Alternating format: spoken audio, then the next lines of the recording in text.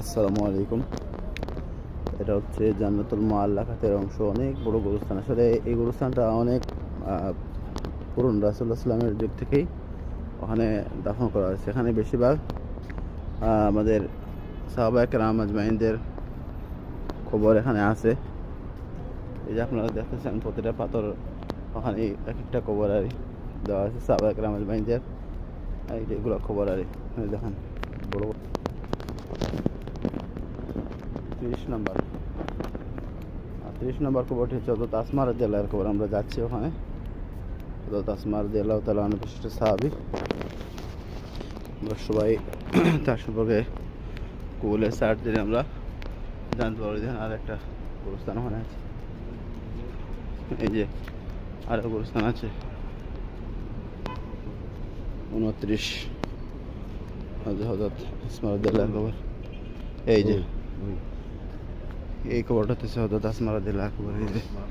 এই যে হযরত আসমা রাদিয়াল্লাহু কবর এখানে আছে। এই কবরটা আমাদের হযরত আসমা রাদিয়াল্লাহু 30 নম্বর হযরত আসমা রাদিয়াল্লাহু এর কবর এখানে। এখানে বিভিন্ন সাহাবায়ে কেরাম আজমাইনদের কবর আছে। এই যে ওখানে সাহাবায়ে কেরামদের কবর, এই যে দুটো কবর এখানে আছে, দুটো পাথর রাখা।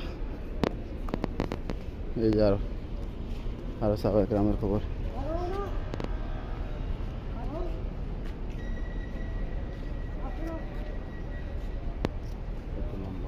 এই যে কত লম্বা কবর, এই যে কবর অনেক লম্বা। এই যে আর কবর আমাদের খবর ওগুলো এখানে একটা খবর। তার মানে এখানে বড় কোনো সাহাবায়ে কেরামের কবর হবে। ঠিক আছে, এই যে আপনাদের সবাইকে জান্নাতুল মুআল্লা খাতের থেকে আপনাদের দেখাচ্ছি। ঠিক আছে, আপনার সবাই ভালো থাকবেন।